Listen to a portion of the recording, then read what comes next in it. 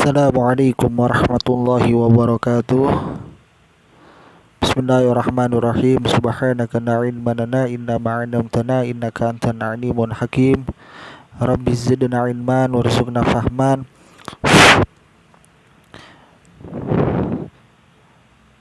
Kali ini kita akan membahas tentang tayamum dan masih menggunakan kitab takrib karya Imam Abu Suja rahimahullah ta'ala. Langsung saja kita pada pembahasan baris atas ya, yang judul syaraitu tayammum. Kita kali ini membahas tayamum. Kemudian baris selanjutnya wasyaraitu tayammum khamsatu asya. Syarat-syarat tayamum ada 5. Wujudun uzri, yaitu harus adanya uzur. Bisafarin, baik disebabkan kita safar melakukan perjalanan, au maradin, atau kita sedang dalam keadaan sakit, yang dimana sakitnya kita yang tidak memungkinkan bagi kita untuk menggunakan air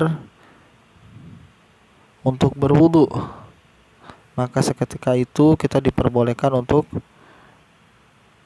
mengganti wudu menjadi tayamum. Atau dalam perjalanan. Adapun persoalan mengenai tentang orang yang sedang naik pesawat kemudian dia melakukan tayamum, maka tidak diperbolehkan karena di pesawat itu tidak ada debu dalam pesawat ya. Jadi kalau sakit, yang dimana sakit itu kita justru tambah parah kalau kita menggunakan air, maka kita diperbolehkan menggunakan tayamum sebagai pengganti daripada wudu. Dan ini disebut wujudul uzri bisafari aw maradi, yaitu adanya uzur disebabkan safar atau sakit. Kemudian syarat tayamum selanjutnya wadukhulil waqti shalat, yaitu masuknya waktu salat. Maka kita tidak diperbolehkan melakukan tayamum sejam sebelum salat atau 2 jam sebelum salat karena tidak masuk pada waktu salat. Maka kita harus melakukan tayamum ketika masuknya waktu salat. Wa talabal ma', kemudian kita mencari air. Syaratnya selanjutnya wa ta'azzur istimaluhu, dan kita terdapat uzur atau halangan untuk menggunakan air. Wa iwazuhu, dan kita telah maksimal mencari air ba'da talabah, tapi ternyata kita tidak mendapatkan air, maka kita diperbolehkan untuk melakukan tayamum.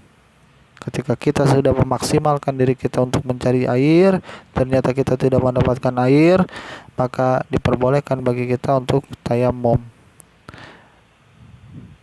Kemudian syarat selanjutnya watturabu thahir, kemudian tanah yang digunakan itu harus suci, allazi lahu gubarun, yaitu maksudnya adalah debu, yang dimana debu tersebut suci. Fa in khalatahu jisun, kalau seandainya debu yang kita gunakan untuk tayamum bercampur dengan jisun, dengan kapur, atau ramlun, atau dia bercampur dengan pasir, lam yajuz, maka tidak diperbolehkan bagi kita yang tayamum untuk menggunakan debu yang dimana debunya tersebut bercampur dengan kapur maupun bercampur dengan pasir. Kemudian baris selanjutnya faraidu tayammum, fardu tayammum, wa faraiduhu, dan fardu tayammum arba'atu asya, ada 4. An-niyatu, yang pertama niat, yaitu tentu kita udah tahu niat itu amalan hati. Kita niat di dalam hati, saya niat tayamum agar diperbolehkan untuk melakukan sholat fardu lillahi ta'ala. Adapun menurut secara bahasa Arabnya nawaitu tayammuma li istibahati sholati fardu lillahi ta'ala. Kemudian fardu yang selanjutnya di dalam tayamum wa mashul wajhi, yaitu mengusap wajah. Kemudian fardu selanjutnya wa mashul yadain ma'al mirfaqain, yaitu mengusap kedua tangan sampai siku. Kemudian fardu yang selanjutnya watartibu, dan melakukannya dengan secara tertib sebagaimana yang dijelaskan, artinya sesuai dengan urutannya. Yang pertama, urutan pertama adalah niat, kemudian yang kedua adalah mengusap wajah, yang ketiga adalah mengusap kedua tangan sampai siku, kemudian baru tertib. Kemudian baris selanjutnya sunanu tayamum, sunah-sunah di dalam tayamum. Wa sunanuhu satu asya, sunah-sunah tayamum itu ada 3. Atasmiyatu, yang pertama membaca bismillahirrahmanirrahim di awal tayamum. Wa taqdimul yumna 'alal yusra, kemudian di dalam tayamum juga kita disunahkan mendahulukan anggota yang kanan daripada anggota yang kiri. Wal muwalati, dan kemudian dilakukan tayamum tersebut secara berkesinambungan tanpa ada jeda yang lama. Artinya ketika kita udah mengusap wajah, jangan diberi jeda yang lama, langsung kita dengan segera langsung mengusap tangan sampai siku. Kemudian selanjutnya mubtilati tayamum, yang membatalkan tayamum itu apa? Wallazi yubtilu tayammum, dan yang membatalkan tayamum salah satu asya, yaitu ada 3. Ma'abtalal wudu, apa-apa yang membatalkan wudu. Jadi apa-apa yang membatalkan wudu maka itu pun berlaku juga pada tayamum. Hukumnya sama. Apa-apa yang membatalkan wudu seseorang, contoh seperti buang angin, kentut, maka pada tayamum pun juga sama, diberlakukan sama. Orang yang sudah bertayamum kemudian dia kentut atau dia melakukan hal-hal yang membatalkan tayamumnya atau membatalkan wudu, maka dia batal tayamumnya seketika itu. Jadi apa-apa yang membatalkan wudu maka itu juga sama, diberlakukan sama pada tayamum. Apabila kita melakukan apa-apa yang membatalkan wudu, maka kita juga batal pada tayamumnya. Kemudian yang membatalkan lagi, baris selanjutnya ru'yatul ma fi ghairi waktu salat, kemudian kita melihat air di selain waktu salat, tidak pada waktu salat.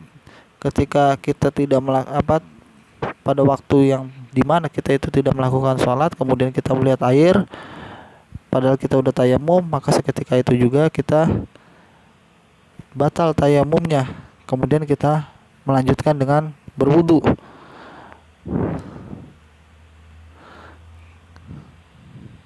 Kemudian yang terakhir yang membatalkan wudu itu adalah wariddah, yaitu murtad. Murtad ini kajiannya juga panjang sebagaimana dijelaskan di dalam kitab Sulamut Taufik. Ada orang yang murtad secara lisan, secara perbuatan. Ada orang yang murtad secara i'tiqad, keyakinan.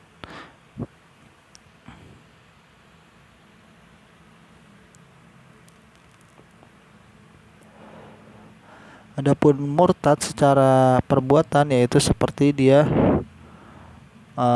memanggil orang muslim kafir, yang padahal orang tersebut belum tentu kafir, maka seketika itu dia murtad atau dia kafir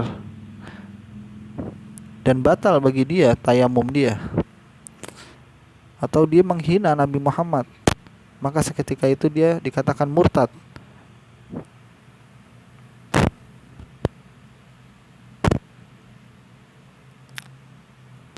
Itu murtad dari segi perbuatan, atau dia menghinakan Al-Quran, atau dia menambahkan ayat daripada Al-Quran, atau dia mengurangi daripada ayat Al-Quran, maka dia juga murtad. Dan ini, kategori ini termasuk dalam murtad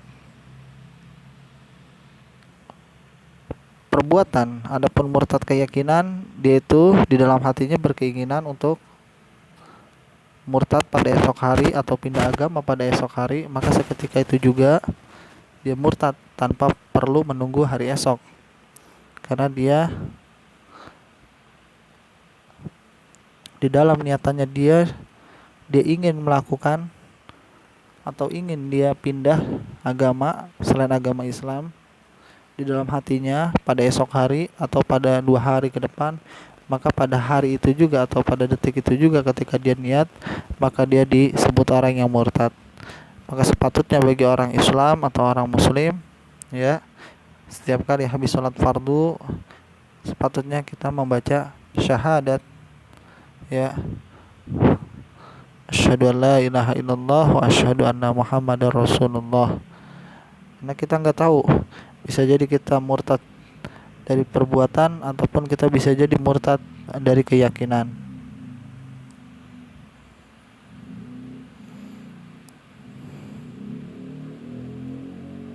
Jadi terakhir yang membatalkan wudhu adalah murtad, ya.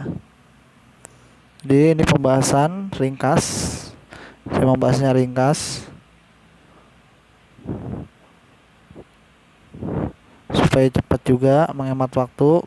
Kemudian saya juga hanya mengkaji isi, tidak mengkaji syarahnya secara gamblang, karena kitab takrib ini yang mensyarahi itu adalah Fathul Qorib, kitab Fathul Qorib karya Imam Abdul Qasim.